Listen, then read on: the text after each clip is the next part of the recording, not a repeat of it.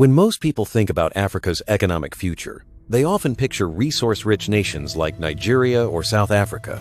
But there's one country that's rewriting the playbook on how a nation can transform itself in record time, and that country is Rwanda. Tucked away in the heart of East Africa, this small, landlocked nation of just over 13 million people has become one of the fastest-growing economies on the entire continent, and its story is nothing short of remarkable. Just 3 decades ago, Rwanda was devastated by one of the most horrific genocides in modern history, an event that claimed the lives of an estimated 800,000 people in just 100 days back in 1994. The country was left shattered, its infrastructure destroyed, its people traumatized, and its future uncertain. Yet today, Rwanda's capital city Kigali boasts some of the cleanest streets in Africa.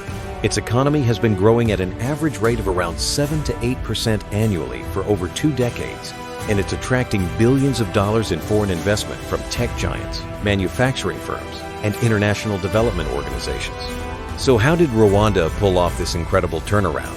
And what lessons does its rise hold for other developing nations? Let's dive into the factors that are driving Rwanda's rapid ascent and explore whether this growth is sustainable for the long haul. First, let's talk about infrastructure, because you can't build a modern economy without the roads, airports, power grids, and digital networks that connect people and businesses. Rwanda has invested heavily in infrastructure development over the past 2 decades, and the results are visible everywhere you look.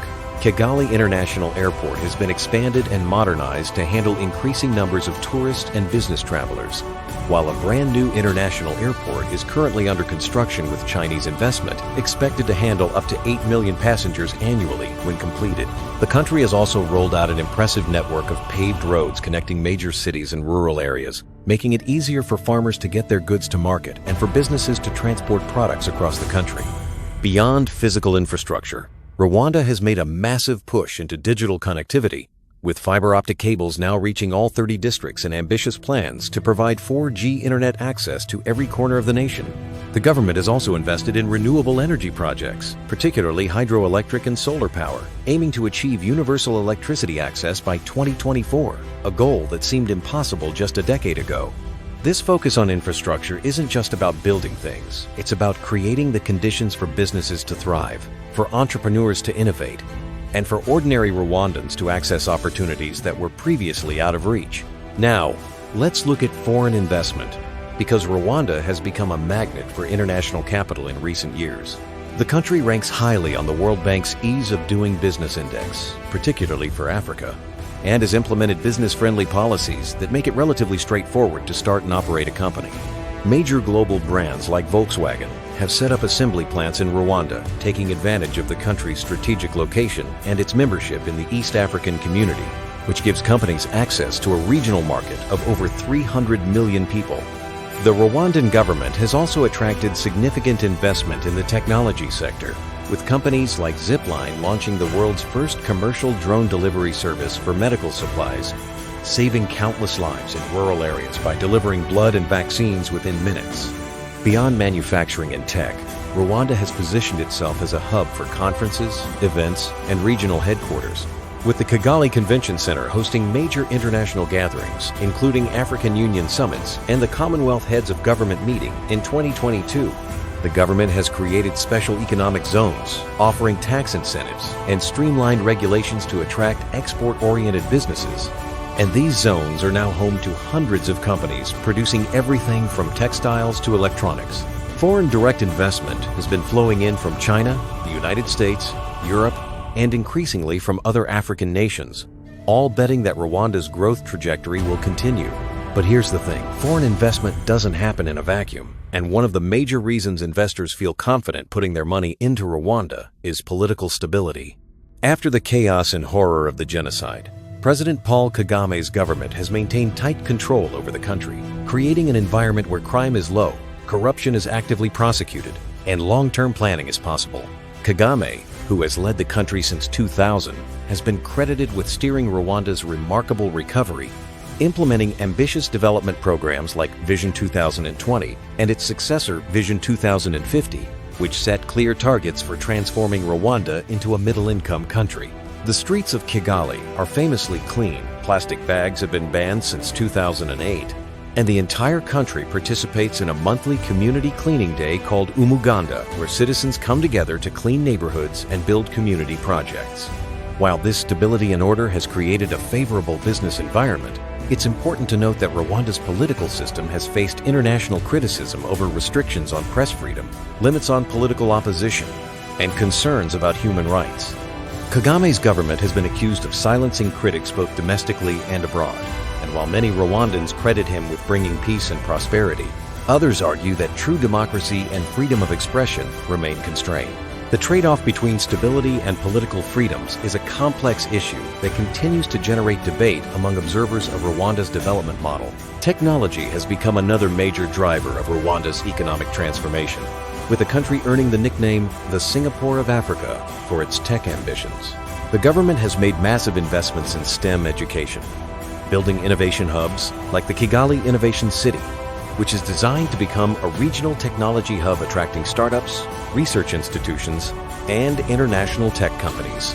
Rwanda has also become a pioneer in using technology to improve government services, with digital platforms allowing citizens to register businesses, pay taxes, and access public services online without dealing with bureaucratic red tape. The country's embrace of mobile money and digital payments has been particularly transformative, with the vast majority of transactions now happening electronically, bringing financial services to rural communities that previously had no access to traditional banking. Startups are flourishing in sectors ranging from agriculture tech to fintech to e-commerce, and the government has created funding programs and incubator spaces to nurture this entrepreneurial ecosystem. Rwanda has even positioned itself as a potential hub for cryptocurrency and blockchain innovation in Africa. Though regulations in this space are still evolving, tourism has also emerged as a crucial pillar of Rwanda's economy, and the country has worked hard to rebrand itself from a place associated with tragedy to a premier destination for ecotourism and adventure travel. Rwanda is home to some of the last remaining mountain gorillas on Earth, and gorilla trekking permits in Volcanoes National Park can cost upwards of $1,500 per person, generating significant revenue that flows into conservation efforts and local communities. The country has invested in luxury eco-lodges and sustainable tourism infrastructure, attracting high-spending visitors who want authentic wildlife experiences while supporting conservation. Beyond gorillas, Rwanda offers stunning landscapes, including Lake Kivu, Nyungwe Forest with its chimpanzees and canopy walks, and Akagera National Park, where big game has been successfully reintroduced. The government has been strategic about positioning Rwanda as a safe, clean, and accessible destination. And tourism revenues have grown steadily year after year, providing jobs and opportunities across the hospitality sector. Looking toward the future, Rwanda's prospects appear promising, but not without challenges. The country has ambitious plans to continue its transformation, aiming to become an upper middle income nation by 2035 and a high income country by 2050. To achieve these goals, Rwanda is focusing on moving up the value chain from basic manufacturing to more sophisticated industries like pharmaceuticals, electronics, and specialized services. The government is investing heavily in education to build a skilled workforce that can compete globally, and partnerships with international universities are bringing world-class education opportunities to Rwandan students. However, significant challenges remain. The country still has high poverty rates in rural areas. Unemployment among young people is a persistent concern, and Rwanda's landlocked geography means it depends on neighboring countries for access to ports, making trade more expensive. The country also faces the reality that much of its growth has been driven by aid and loans, raising questions about long-term debt sustainability. Climate change poses another threat, with irregular rainfall patterns affecting agriculture, which still employs the majority of Rwandans. There are also questions about what happens when political leadership eventually transitions, and whether the institutions being built today are strong enough to maintain stability and growth beyond any single leader. Despite these challenges, Rwanda's transformation offers valuable lessons for other developing nations. The importance of investing in infrastructure and digital connectivity, the power of creating a business-friendly environment that attracts investment, the necessity of political stability for economic growth, and the potential for technology and innovation to leapfrog traditional development stages. Rwanda shows that a country's past doesn't have to define its future, and that with vision, leadership, and consistent execution, dramatic transformation is possible even in the most unlikely circumstances. Whether Rwanda can sustain this momentum and truly become the African success story it aspires to be remains to be seen. But one thing is certain, the world is watching this small nation with growing interest, and what happens in Rwanda over the next few decades could provide a blueprint for development across Africa and beyond. And that's something worth remembering when you next hear someone say that rapid transformative change in developing nations is impossible.